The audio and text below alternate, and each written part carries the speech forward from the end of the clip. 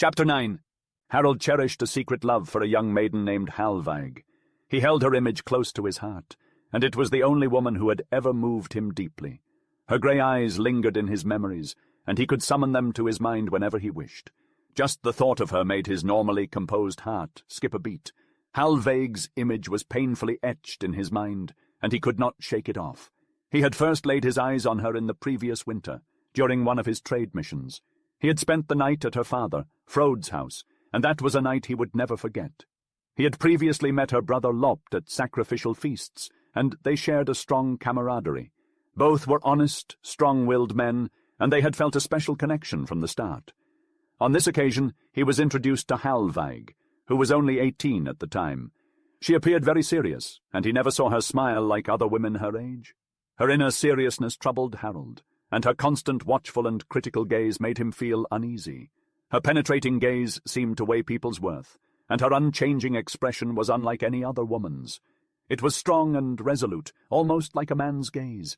In some ways, she had a boyish quality, thought Harold. As they sat together that evening, Harold found himself unable to take his eyes off Hallveig. He was so lost in thought that he often missed his host's questions, and he barely spoke. He sat next to Hallveig and forgot everything else.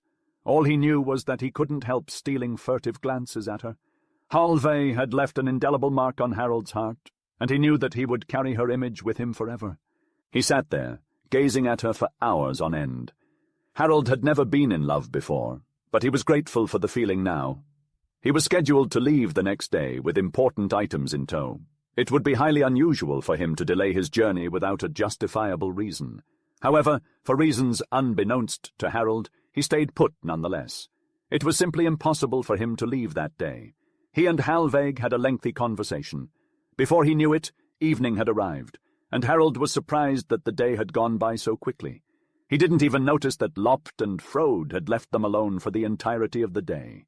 Harold didn't think it strange at all that he had the opportunity to converse with Hallveig uninterrupted. He didn't comprehend that his behavior might indicate to others the impression Hallveig had made on him. Throughout the day, which he later couldn't recall, Harold talked with Hallveig, who never once smiled at him. Nevertheless, there was something about her gaze that surpassed any smile. Her eyes exuded warmth and a covert confidence that put Harold at ease. Being in her proximity filled him with a peculiar, trembling feeling of security. He sensed that there was already an intense intimacy established between him and this woman whom he did not know intimately but did, in a way. The following day, Harold departed on his journey. As he took Hallveig's hand in farewell, their eyes met. A serious expression shared between them soon melted into a smile from Hallveig. Her eyes shone with a brilliant smile. All of a sudden, Harold realized that he had forgotten something or neglected to do something that could not be brushed aside. With her hand still in his, he stood there, feeling uneasy and unsure of himself, a feeling that was unfamiliar to him. He couldn't believe he was already holding her hand as she left, but he had to go. The conflicting emotions inside him left Harold confused and dissatisfied, yet somehow filled with a delicate joy. He couldn't shake the memory of Hallveig's solitary smile, and pondered whether she'd ever gifted that same smile to another man. He didn't think so, but if she had, he decided that man must die. Harold lost track of time as he waited to return to Hallveig, unaware of how the year passed him by. Somehow her memory continued to grow and flourish inside his heart. Each time he made a resolve to visit her at Frode's house, his mind became unsettled, adding to his anxiety. He couldn't find a solid reason to wait, and his yearning pushed him to make the journey. He knew he was taking a chance by waiting, yet he did it anyway. At a feast in Gudvangen the previous autumn, Harold met Lopt, and the two became inseparable. As they talked about Lopt's and Frode's affairs, Lopt mentioned that Hallveig rejected all suitors, and her brother's words stirred something within Harold, eliciting vivid joy. The air itself now felt fresh and inspiring, and Harold had no answer for Lopt's remark, choosing instead to ignore him. But Lopt saw through his facade and smiled. Harold had no chance to act on his feelings as he was preoccupied with his duty and cut off from all possibility of travel after Hardanger returned from his Viking expedition. Only when their agreement with Hafnar Fjordur was settled and the journey to Iceland to find a new home was arranged, did it become impossible for Harold to delay his meeting with Hallveig any longer. Harold followed his usual practice of speaking with his father on the subject. Magnus beamed with pleasure, assuring Harold that he had made an excellent choice. "Frode," he said, "is a wealthy and respected man, and it's time for you to settle down. You and Hardanger can celebrate your marriage in the fall. Don't delay. You can depart immediately, my son." Harold sought out Hardanger, proposing a journey without revealing its purpose or destination. Hardanger, always up for an adventure, eagerly accepted. Despite his curiosity, he didn't pry. He trusted Harold had a good reason for keeping things under wraps. The brothers travelled with a small retinue, and Hardanger could sense the journey was shrouded in secrecy. Could it be a wooing expedition? Hardanger watched Harold closely, but he couldn't discern whom his brother had set his sights on. Harold had always been reserved, so Hardanger found it hard to believe he'd fallen deeply in love. When they finally arrived at Frode's house, Hardanger still hadn't guessed the purpose of their journey. But the minute he laid eyes on Halvai, he knew. He felt an immediate brotherly affection for her. Halvai, in her finest attire, recognized Harold's purpose the moment she heard he had come. She greeted him quietly and seriously, donning her most valuable jewelry for the occasion. For her, it was a joyous day. One evening she led Harold to her room, and his whole world shifted. The next day, swept up in feelings that were both foreign and yet somehow familiar, Harold sought out Lopt and Frode, and asked for Halvaig's hand in marriage. Frode couldn't have been happier to oblige, and Lopt, perhaps sensing the strength of Harold's feelings, welcomed him as a brother-in-law without hesitation. They quickly settled the details, never once mentioning the loss of the W. Magnus brothers' property. And then it was Halvaig's turn to be questioned. She approached the matter with all the gravity it deserved, her mind completely focused on the importance of the decision she was making.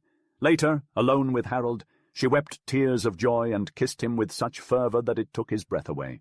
There was a power in her embrace that Harold had never before experienced, and he knew without a doubt that for the whole of his life he would be hers. And her happiness in turn was evident, in every smile and every touch. Frode and Lopt celebrated the betrothal with a feast worthy of the occasion, and Harold and Hardanger remained in the house for a week. The wedding itself was set for 3 weeks hence.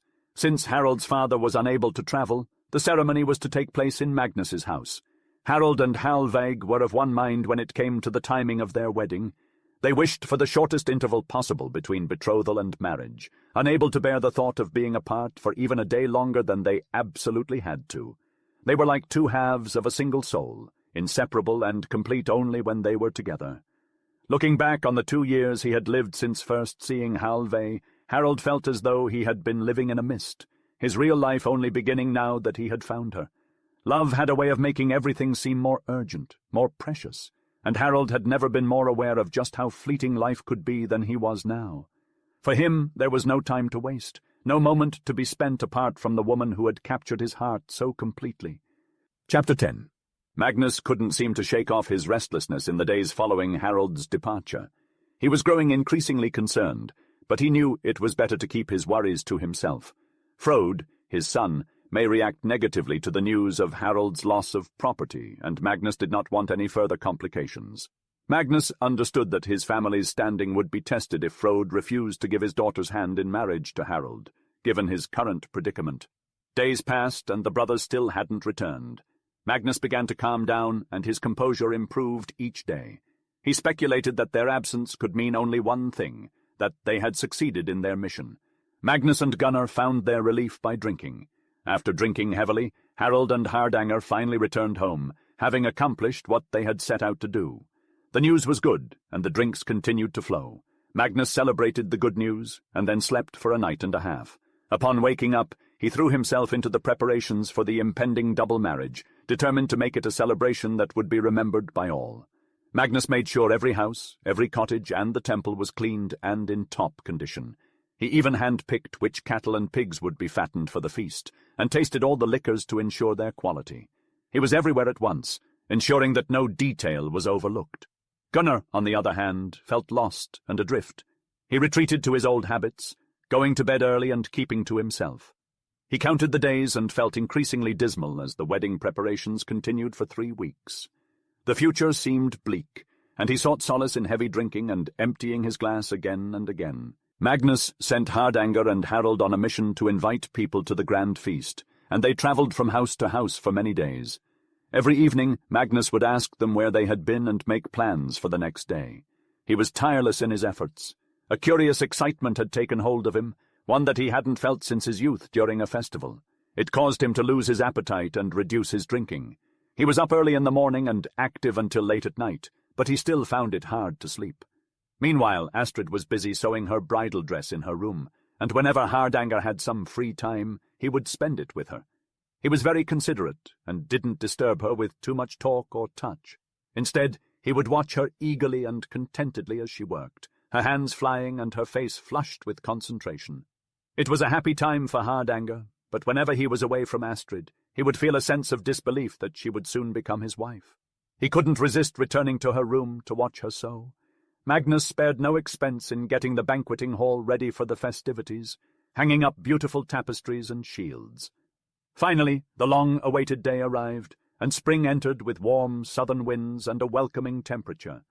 Early in the morning, guests from far and wide started gathering at the house. Frode arrived with his daughter and son and a grand retinue before noon, signaling that the wedding could begin. 8 days of celebrations followed, sealing the marriage bonds between Harold and Halveig, as well as Astrid and Hardanger. Frode was thrilled with the connection and hosted all the customary sports and pageants to celebrate his daughter's marriage. Magnus, meanwhile, hosted sacrificial feasts and the usual feasting and drinking that befitted a host. The meals were extravagant, and the drinking bouts went on for hours, with mead and wine flowing freely. Besides swine and oxen, the guests also enjoyed game and other food especially served at festivals. Magnus was overjoyed to be back in the high seat once again, presiding over a grand feast. Frode shared the honor with him during the festival days. They had known each other for a long time and shared many fond memories of their youth and manhood.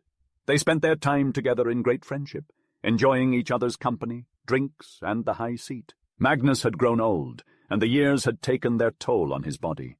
His back was bent, his face swollen, and his hearing dulled. But despite it all, he stood tall and proud on this important occasion. The chieftain within him shone through, and his natural courage flared up in one last victorious blaze. Harold had worried that his father's dignified bearing would falter during such a trying festival, but his fears were unfounded. Magnus gathered all his strength and soldiered on, a true representation of his status as chieftain. He participated in every meal, raised his glass to every toast, and presided over the festivities from his high seat. On the last day of the celebration, Magnus's spirit still remained unmatched, his thinking power unaffected. He held out until the last guest had left, and then, the work of spring complete and the snow gone, the first signs of approaching summer could be seen everywhere.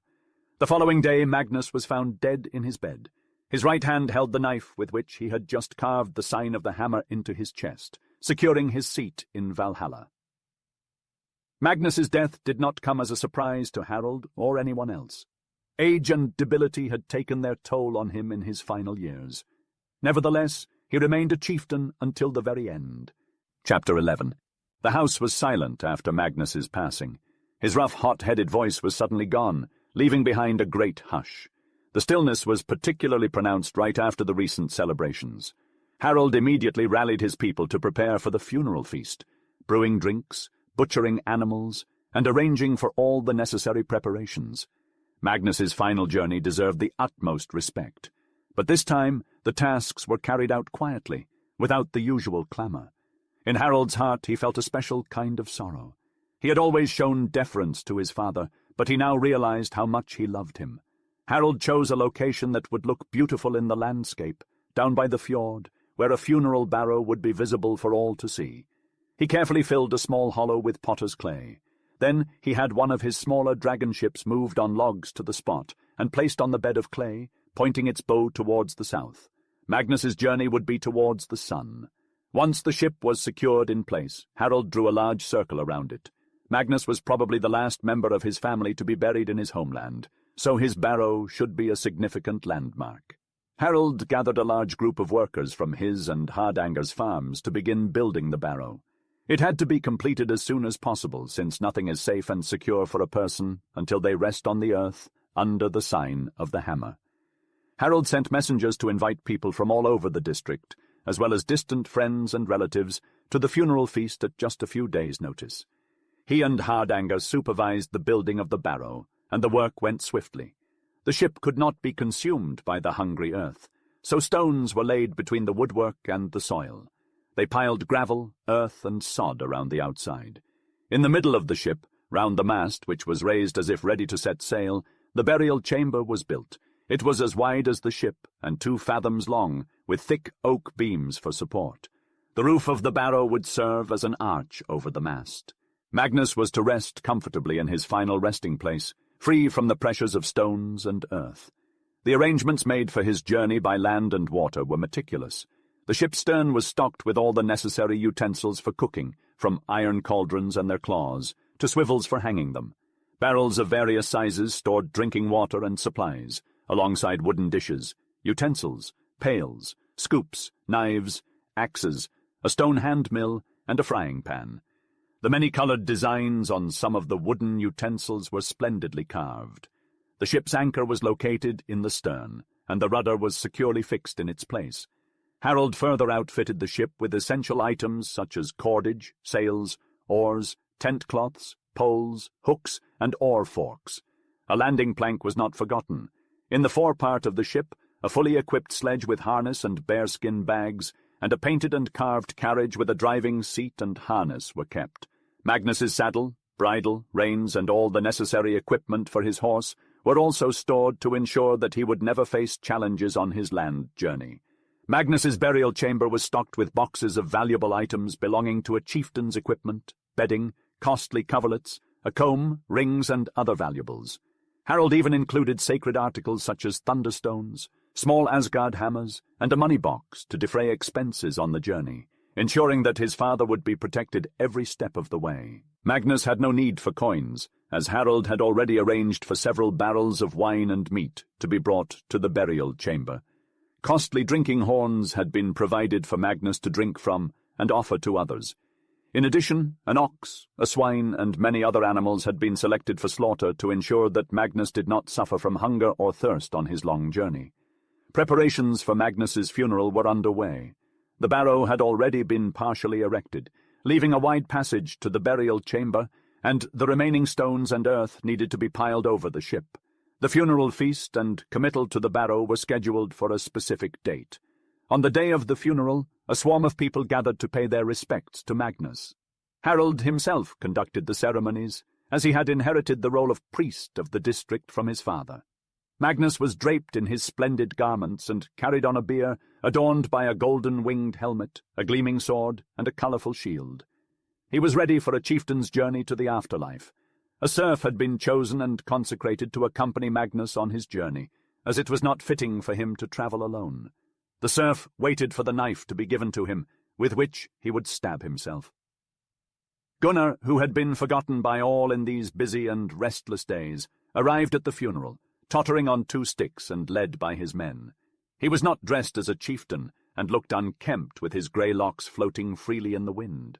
Gunnar, who had been left in darkness and loneliness since Magnus's death, had hoped that death would come for him before Magnus was buried. He longed to share the barrow with Magnus and follow him on his journey. It was impossible for him to remain behind now that his only friend had departed. The solitude weighed heavily on him, intensifying and oppressing him. His darkness seemed to suffocate him.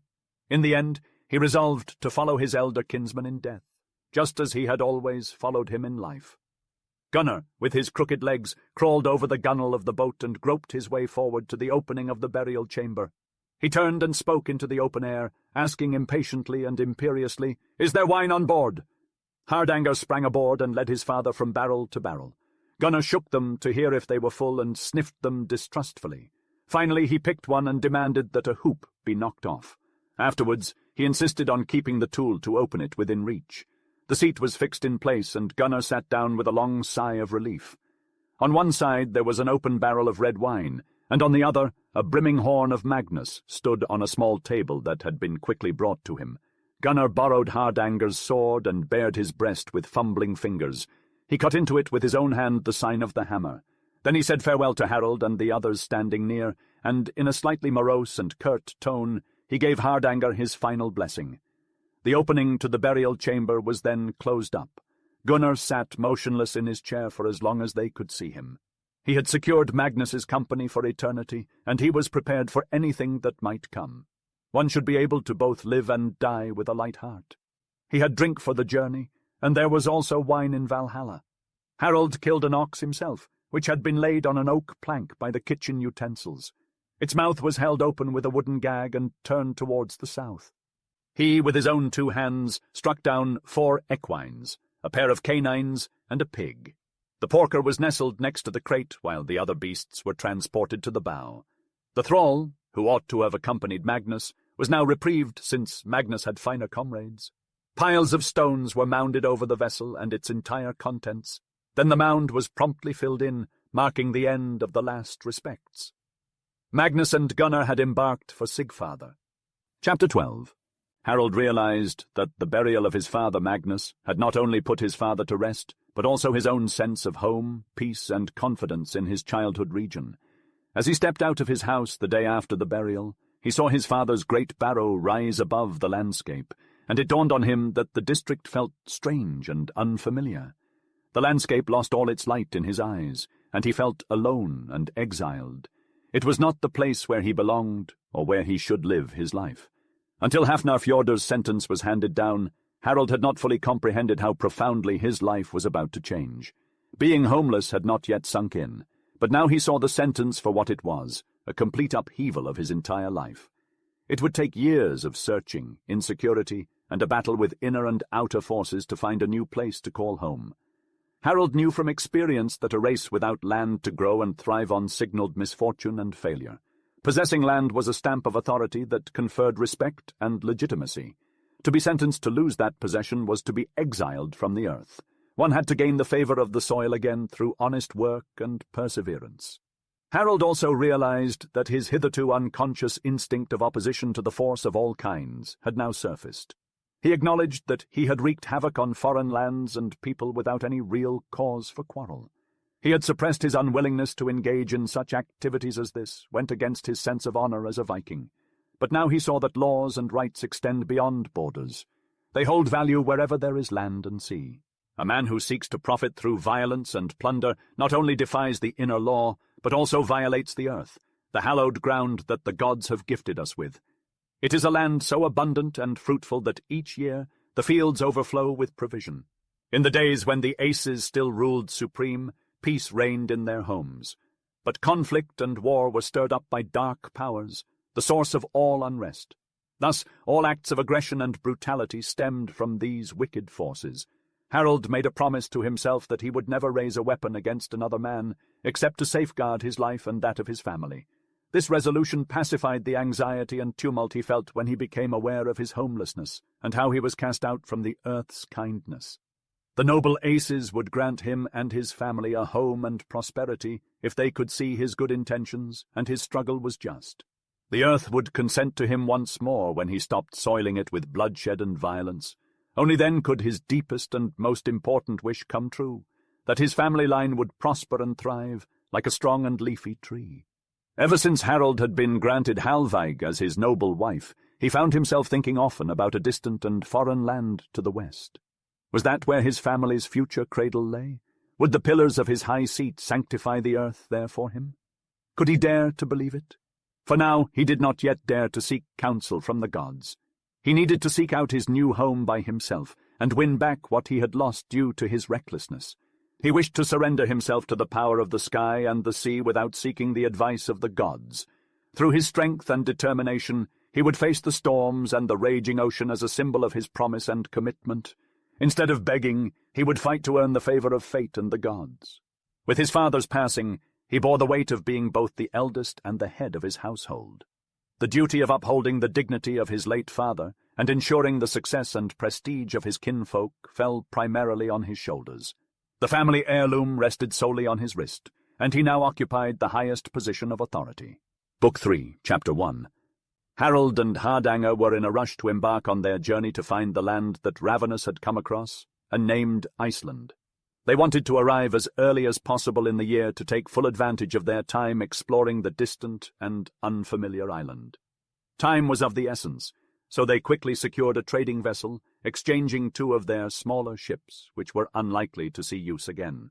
The trading vessel was essential for the journey they were undertaking, as there was no need for the light, nimble battleships they used in conflicts.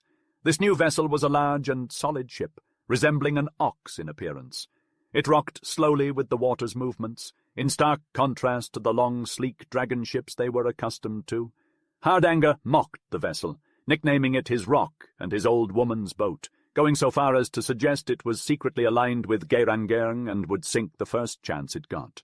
But despite its lack of aesthetic appeal, the ship was more than adequate for their needs, capable of carrying large loads while also boasting a half-deck at the prow and stern and a small side deck along its gunwales. Its central mast was sturdy and well supported, towering above the large hold, which was designed for long trade journeys like the one they were embarking on. The limited banks of oars were only there to aid in maneuvering the ship on shore, as it was intended to be sailed, not rowed. Relying solely on wind and weather, the vessel proved to be remarkably unflappable and steady, earning it the moniker of a rock. Its only Achilles' heel was the absence of wind. The ship was no dragon ship, but it didn't need to dance with the waves to inspire confidence. It held itself above the unstable element with a quiet superiority, bending only when forced to by the whims of the sea. It allowed the wind to do its bidding, a loyal servant to its purpose. Halvey, with her fierce determination, threw herself into preparing for the journey. Her actions spoke louder than any words, showing Harold her intentions without ever needing to say them. He had always known there was something different about her, but seeing her commitment to him made his heart swell with a new kind of happiness. For Astrid, the sight of Halveig's preparations was a sign that she, too, could join them on their journey. She had always held back, afraid of causing trouble or displeasing Hardanger, but now, seeing that Halveig was unafraid to follow her heart, Astrid found the courage to do the same. When it was decided that she would come with them, Astrid wept for joy. Hardanger, seeing her tears, realized how much he had taken her for granted. He made a silent vow to be more considerate of her feelings, and for a time their happiness was complete. Halveig and Astrid were initially cautious around each other. Astrid had a strong will and knew what she wanted, but Halveig's firm demeanor and actions were somewhat intimidating. It took Astrid some time to realize that Halveig was not inconsiderate or selfish, but that her devotion to Harold was passionate and warm. This might have been misinterpreted as a lack of consideration or stubbornness. Halveig's love for Harold was reckless, and she belonged to him with all her heart and soul. Despite her seemingly cold exterior, Halveig was full of energy and warmth. She did not display her affection through smiles and caresses, but instead showed love and care through her actions. When Astrid recognized that she had misjudged Halveig, she developed a deep admiration and respect for her sister-in-law.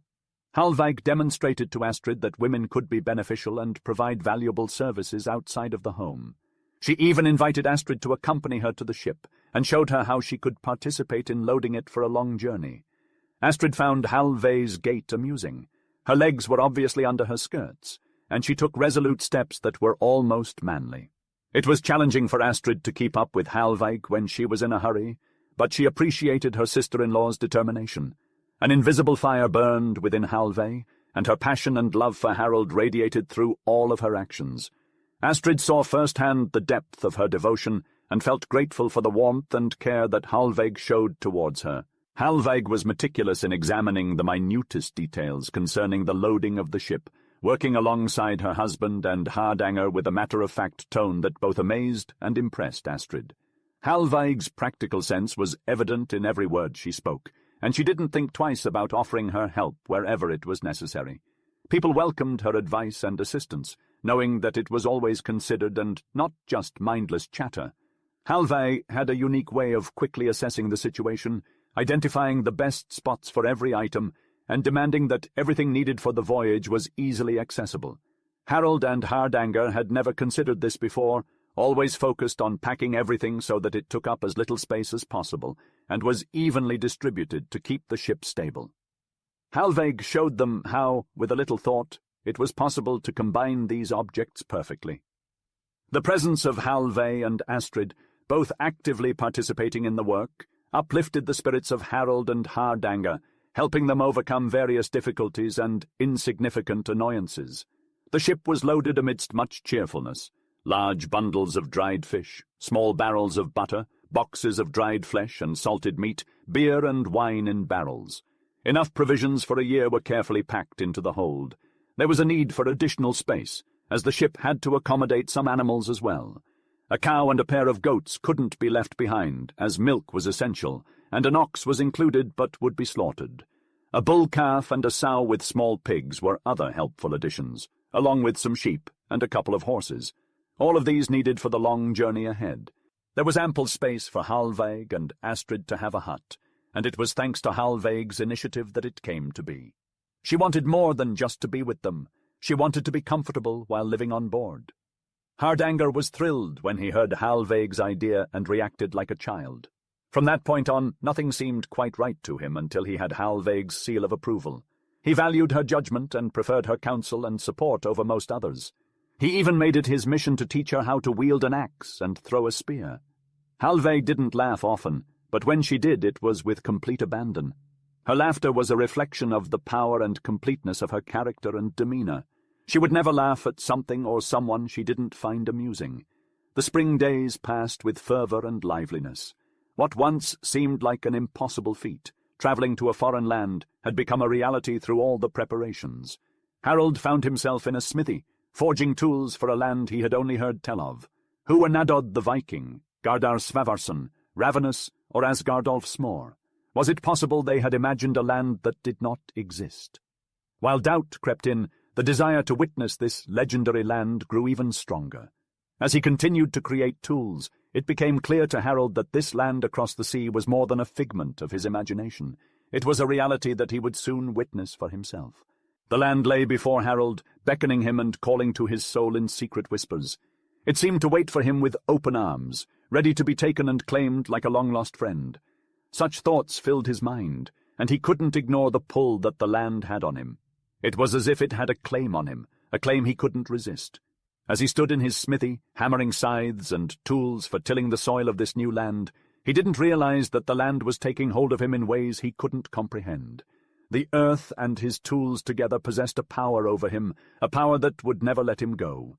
Harold and his companion Hardanger had to prepare for the harsh winter ahead. They needed to build shelters and store hay for their animals, so they packed implements and tools, unaware of the earth's power. They didn't know that only the homeless wander aimlessly without the guidance of secret earth powers. Harold and Hardanger also took fishing gear, nets, and a pair of boats for their journey. After loading everything, Harold held a grand feast, offering sacrifices to the gods for good fortune and happiness on the voyage. But the days passed, and the weather didn't let them depart. The waiting was especially hard for Hardanger, who despised any type of waiting. It made his adventurous spirit restless, and he cursed the vessel and everything else. Harold, on the other hand, remained calm and made additional offerings to the gods. He knew this was a special voyage, and he sought greater approval from Sigfather and Njord, promising more gifts if the journey prospered. These offerings seemed to help. It was a day made for sailing, with the sun beaming down and the wind carrying the vessel effortlessly through the sea. The crew, hand-picked by Harold and Hardanger, had everything prepared, and the animals were comfortably on board. Hallveig and Astrid stood by their husbands, gazing out at the land passing them by on both sides. For Hallveig, the journey brought a sense of joy, and as long as she was with Harold, the destination didn't matter. Her heart was filled with the prospect of starting anew and making a home in whatever land Harold picked. But for Astrid, it was a different story. Though she maintained an outward calm, the aroma of the pines from the islands they sailed past stirred a deep yearning within her soul. This was where she belonged, in the house down by the shore that looked so unfamiliar from the fjord. Her soul sobbed at the thought of leaving, for this place was home. She didn't wish to stay behind, standing next to Hardanger, but the thought of leaving behind the house and surroundings of her childhood was tearing her apart. She had confided in everything, hardly a stone remained untouched, and severing ties seemed impossible. She knew she would never feel the same sense of belonging anywhere else. Holding her emotions at bay, Astrid made a vow to never betray her feelings, secretly carrying away the scent of the pine trees with her on their voyage. Chapter 2. Harold and Hardanger sailed towards the west, guided by the sun and stars. The first 2 days were a breeze, with a steady east wind filling the square sail and pushing them forward. Spirits were high, and excitement filled the ship. It seemed as if the gods were blessing their journey, and Sigfather himself had sent the wind to aid them. But their good fortune didn't last long. The weather changed abruptly, and it no longer seemed like the gods were on their side. The wind turned in the wrong direction, and the waves attacked them with a vengeance. Within 2 days and nights, it went back and forth between a calm breeze and a raging storm. It was as if the gods who blessed them earlier had become too busy to help. Then, without warning, the wind disappeared. They searched for it in every direction, hoping it would return. As erratic as it was, they'd prefer its unpredictability over the calm they now encountered. But it never came back. They were stranded in the middle of the sea, with no idea where they were or how to return home. The sun and stars were invisible, and their spirits began to sink. After several days and nights of being adrift, a thick fog rolled in, swallowing them whole. It erased any memory of the sea or sky and left them in a world of nothingness. The ship rocked by itself on a strange sea, all alone and abandoned. They lay there, still and unmoving, as the days crept by like snails on Harold's time-stick. Though he despised these grey, stagnant days, Harold meticulously marked each one off on his stick with a small notch and fumed silently about them. Hard anger had given up all hope. He sat at the gunwale most days with his feet dangling outside, singing mournfully as he surrendered to fate. Now and then he would interrupt his song to hurl a string of angry curses into the damp, misty air. With each passing day, Harold became increasingly introspective. What obstacle was preventing their journey? Were the gods so opposed to their quest that they would stop at nothing to prevent it? Harold hated being questioned about the number of days he had marked off. The days were bad enough without discussing them further. At times he would sit still and forget to mark the days, lost in deep contemplation and desperate prayers. He heard whispers of the crew drawing lots for a sacrifice. While he was not opposed to the practice, he couldn't help but remember his offerings to Sigfather before the journey and the vows he had made for the voyage's success. Sigfather had often granted his wishes for fewer sacrifices. Harold couldn't fathom why he was being so obstinate this time. Halveig and Astrid were the only ones who maintained their spirits to some extent. For Halveig, it was a matter of course. They were well off, and the fog and calm would inevitably end. Every morning she awoke with the conviction that day the fog would lift. For Astrid, it was an act of willpower to avoid succumbing to the crew's despair. She was accustomed to this routine, and with Halveig's cheerful attitude, it made the task a bit more bearable. However, their positive demeanour irritated the crew even more. Even Harold, who usually remained level-headed, was beginning to lose his patience with their lack of concern. One day, in response to Halveig's light-hearted comment, Harold bluntly called her attention to the dwindling water supply. Halveig stared at him, surprised. Harold had never seen that look in her eyes before. She silently retreated to her quarters without another word. Harold quickly searched for Astrid. She was standing by the side of the ship, playing with Hardanger's hair. Once he realized Halveig was alone, he sought her out in her quarters. Halveig appeared lost in thought as he entered. Her worried expression told Harold she was preoccupied with their predicament. When Harold laid his hand on her shoulder, Halveig looked up at him. "Giving up will not help," she said solemnly. "We must take each day as it comes. The crew is watching you carefully. We must remain optimistic. Perhaps the fog will lift, and we'll get the rain we need to refill the water casks. In the meantime, we have wine and beer to help us survive." Harold replied, "What troubles me is the string of bad luck we're having. I don't even know where we are anymore. It's as if the gods have abandoned us, and we've somehow earned their wrath. If the fog persists, and it doesn't rain soon, we're done for. You and Astrid should have never come along. I've heard rumors on the ship that they may resort to casting lots. Someone may need to be sacrificed." Halveig sat in silence for a long while, pondering deeply. Finally, with a heavy sigh, she spoke. "I have never been able to comprehend why the gods would demand human sacrifices. However, on this occasion, I might have agreed if only I could be certain that the lot would not fall on you, Harold. But alas, I cannot rely on the gods in such a way. Let us wait a while longer." Harold left her side with a newfound determination to change his outward demeanour. He knew that his duty was to show the crew a calm and untroubled face, no matter how dire the situation. He greeted the first man he saw with a cheerful remark, and from that day on he was more lively and communicative. As the crew noticed Harold's metamorphosis, they began to believe that he had received a blessing from the gods. Their thirst for sacrifice and the drawing of lots came to a halt. Harold's newfound optimism breathed hope and courage into the hearts of the crew. The days went on, and one fateful day the water supply ran dry. Harold spent the entire night without rest, and he could sense that Hallveig lay awake beside him. They didn't speak, but Harold understood that the gods had forever withdrawn their favor from him. Perhaps they intended for him to perish miserably at sea. Was there no hope for him to die on land? Could he not even hope for a proper burial for himself and his kin?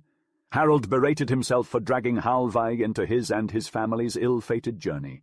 Eventually, Harold and Hallveig began to whisper to each other during their watch shifts. Harold laid bare his deepest thoughts and apprehensions to her, and Hallveig listened closely, promising to stand by him no matter their fate.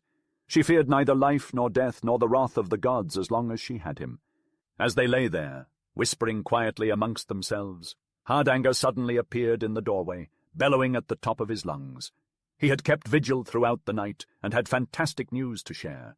The fog had dissipated, and the wind was gradually picking up. He had commanded the sail to be raised, but he needed to know which way to steer the ship as he was unsure. The sky was continually shrouded in clouds, and the sun was nowhere to be seen. Would Harold come to help? Perhaps he could scent their way in the right direction. Harold sprang into action in an instant. Relief washed over him as the first whispers of cool wind hit his face, carrying his anxieties and concerns far away from him, making him feel light as a feather. He consulted his instincts and settled upon the right course to steer. At first the wind was gentle, but gradually it picked up and transformed into a delightful breeze, perfect for sailing. Birds glided across the water, an indication of land nearby. Towards evening, a dark strip appeared on the horizon, distinct from the fog. The crew on board shouted with joy, "Land in sight!" Astrid wept, and no one found it odd.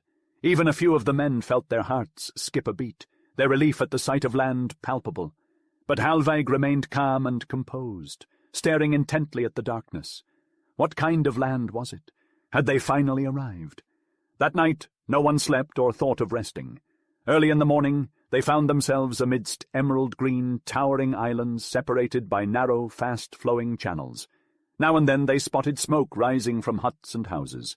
This was a civilized place, but it wasn't the one they were seeking. One of the elder men on board recognized these to be the Faroe Isles, which put Harold's mind at ease, confirming that they were still on course. The crew was ecstatic. They could finally set foot on land, get some fresh water, and feel the earth beneath their feet. Some crew members suggested that the journey had already lasted too long, but Harold's gaze silenced them immediately.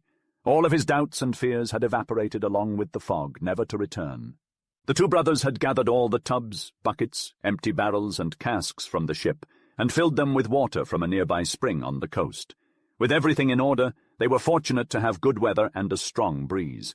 They navigated their way towards the west, using the sun and stars as their guide, leaving the Faroe Isles behind and heading out to the open sea. Although the winds were somewhat unpredictable in both strength and direction, they blew steadily and carried them forward, forcing the vessel to tack from time to time, but still making progress. It took 7 days, but eventually the land they had been searching for came into view. The sight of a vast and majestic land mass, crowned by white glaciers behind blue mountains, with open fjords and streams winding down the green mountainside, left them in awe. They had arrived at their destination, an isolated and uninhabited land, far removed from civilization, silently awaiting their arrival. As they made their way closer, the land welcomed them with sunshine, summer, and blue mountains. The towering cliffs and open fjords gave them a grand entrance, with open arms and a royal greeting that no other land had ever given them before. The whole ship fell into a strange silence as they took in the scenery. They sailed into a fjord full of swans in the early hours of the morning. The water was teeming with the graceful white birds, and other waterfowl swam amongst them, but they paled in comparison to the swans' beauty. Hallveig, one of the brothers, named the fjord Svanafjord, after the swans that inhabited it. The brothers had chosen this fjord as a winter haven, due to the protection from the islands surrounding it. They moved back and forth, using their sail, taking in the lay of the land, trying to find the best spot to dock their vessel for the harsh winter months to come. Barren peaks rose up in every direction, casting a shadow upon the adventurers below. To the north lay a narrow strip of land blessed by fertility, while to the east the waves crashed relentlessly against the mountain's base. Despite the inviting allure of the fertile land at the fjord's end, the travellers struggled to find a suitable landing spot. It was then that Harold suggested they investigate the neighbouring fjord to the south. He had spotted a sheltered expanse nestled amongst a series of low-lying islands. Taking heed of his observation, they steered their vessel past a rocky promontory and into the neighbouring fjord. It was wider and deeper than the previous fjord, and, to their surprise, was teeming with swans. Hallveig gasped in excitement upon seeing the swans, marvelling at their gracefulness and beauty. She christened the fjord Svanafjord, much to the amusement of her travelling companions. Astrid, her heart heavy with a sense of longing, looked on with a sense of melancholy. Though the land before her was beautiful and inviting, it could never truly be hers. Her thoughts drifted back to the scent of pine trees from her homeland, a bittersweet memory that filled her with nostalgia. Standing solemnly beside her, Harold and Hardanger gazed upon the land before them. They took in the mountains, the swans, and the lush green dales. For a long time they stood in silence, lost in thought. Finally, Harold turned to his brother, musing quietly. "What do you make of this land, Hardanger?" "It seems vast and fertile," replied his brother in a low voice. "If only there weren't so many barren mountains," interjected Harold, his words slightly tinged with reservation. Nevertheless, Hardanger remained undeterred. "I feel we could find a home among these mountains," he declared confidently. "It does not look unfriendly," conceded Harold, his heart swelling with excitement. The mountains possessed a powerful and austere energy that ignited a deep sense of awe within him. With a resounding determination, he knew that they could make a new home amongst this rugged and beautiful landscape. Hardanger's mind jolted to life, just as abruptly as he shook himself from his long contemplation. Thoughts had been stirring and churning below the surface, only to now burst forth with urgent determination. "I don't care what kind of land it is. I'm settling here," he declared with vigour. "I can feel it in my bones that this place is meant for me. I won't let it down by leaving now." There was a palpable silence as Harold pondered the weight of his brother's words. They resonated with such conviction that Hardanger's resolve seemed contagious, and yet Harold couldn't help but feel a sense of unease building within him. Was this really the right kind of land for them to build their future? Could they thrive in this place, or would they struggle to survive? Despite their doubts, the brothers were determined to explore and settle in this foreign land. They began by selecting a landing spot on the northern side of the fjord and steering their ship in that direction. As they disembarked and set foot on the shore, they were greeted by the sounds of countless birds chirping and calling to each other. Harold and Hardanger didn't waste any time. They set their crew to work unloading and tending to the animals while they pitched their tents in a spot protected by a rock outcropping and near a clear stream. They were grateful to have found such a hospitable spot, and quickly set about lighting a fire and bringing their cooking supplies ashore. With driftwood in abundance and plenty of salted meat to cook over the flames, they feasted on hot, hearty meals again. The taste of fresh, soft bread on their tongues was a revelation after weeks of stale, hardtack, and mouldy bread. As they ate, the brothers gazed out at the serene beauty of their new surroundings and felt their worries and anxieties slip away with each bite. This was their new home, and it would be whatever they made of it. The animals scattered outwards, delightedly grazing on the lush fields that stretched out before them. Watching them devour the green grass was a delightful sight to behold. As the sun started to set, the ship had been successfully unloaded enough that it could be brought on shore with the help of some logs. The crew settled on a small crevice in the rocks, where they could be protected from the cold winter winds. After the men had retired for the night, Harold, Hardanger, Hallveig, and Astrid all remained, huddled closely around the dying embers of the campfire. They sat in silence, not uttering a word. Dewdrops began to form, reflecting the light from the bright, starry night. The fire smouldered, casting a pale light. Fiery serpents slithered through it, twisting and contorting. The fjord was still and calm, the surface of the water dotted with the majestic shapes of sleeping swans. There was a sense of peace and tranquility that draped over the land, filling the minds of the group with a sense of wonder and deep anticipation. Chapter 3. The summer spent by the brothers and their wives in South Svanafjord was a string of perfectly serene and beautiful days. There was a special mood of tranquility and prosperity that hung over the isolated settlement. Day and night, a fire blazed behind their tents, and just up the hill their winter dwelling was being slowly built. The house would eventually be 60 feet long and 30 in width, with thick turf walls to shield it against the harsh winter cold. Once roofed, they could partition it however they pleased. Harold and Hardanger didn't exert themselves too much, content to let the work happen around them. Every day, regardless of the weather, carried a specific silence that could only be described as momentous and captivating. South Svanafjord was the ideal land for Hardanger. It wowed him like no other. The feeling of raw power that seeped through everything, coupled with the tangible emptiness, consumed his wanderlust and left him tranquil. The mountains possessed a variety of shapes that could not be constrained and at the same time tightly etched, while a hidden copse rested between the grey cliffs close to a glacier. The torrents of water streaming deeply through the chasms, the fjords teeming with swans and other birds, the seals basking in the sun at the edge of the fjord without fear of humans, as well as the countless nests with the snug eggs and little ones frolicking throughout the rolling hills, flooded his soul with a sense of appreciation and peace that he had never known before. The brothers rode out on little expeditions in the surrounding countryside, taking note that the fjords above Svanafjord did not have as much good grazing land. The mountains came steeply to the sea, while the land became superior the farther south they went. Once they found this out, they equipped themselves with provisions for several days to assess the land in detail.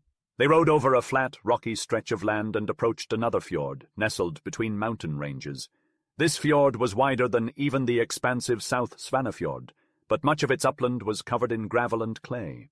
Alongside the sea there was a lush meadow with jagged rock islets dotted amidst the sand. These islets were surrounded by vast green pastures. Further up, close to the mountains, there was bounteous pasture land, and they stumbled upon the most extensive and thriving forest they had ever seen.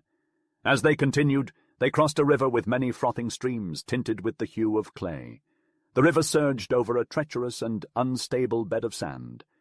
Nevertheless, they spotted some sharp mountain peaks towards the southwest. Since it seemed like it would not be excessively tough to cross the gorges that separated them, they agreed to journey there to see what lay on the other side. It was typical of this land that one did not feel satisfied until they had seen what lay beyond all the mountains that came into view. They faced some difficulty as they navigated the perilous river currents and proceeded to ride higher on steep mountain slopes adorned with multicolored gravel. They eventually arrived at a gorge between the mountain peaks, and upon crossing to the other side, were greeted with a view unlike any they had ever seen before. As they rode along the edge of the steep descents that led down to the lowlands, the panorama unfolded before them. A fjord speckled with miniature green isles spread out ahead of them. The land was crisscrossed by many gleaming watercourses that flowed into wide-stretching meadows and pastures. A vast ring of bluish mountains enclosed this fertile region in its mighty embrace. In the south and west lay glaciers, an immense, gently curved stretch of glittering snow with white branches leading up all the ravines. They stood there, surveying the scene on a clear, sunny day at noon. The view filled them with a sense of solemn wonder and irresistible attraction, unlike any other. Hardanger was so overcome with emotion that he placed his hand on Harold's shoulder and held it there. Tears welled up in his eyes, and his large mouth quivered with unspoken emotion.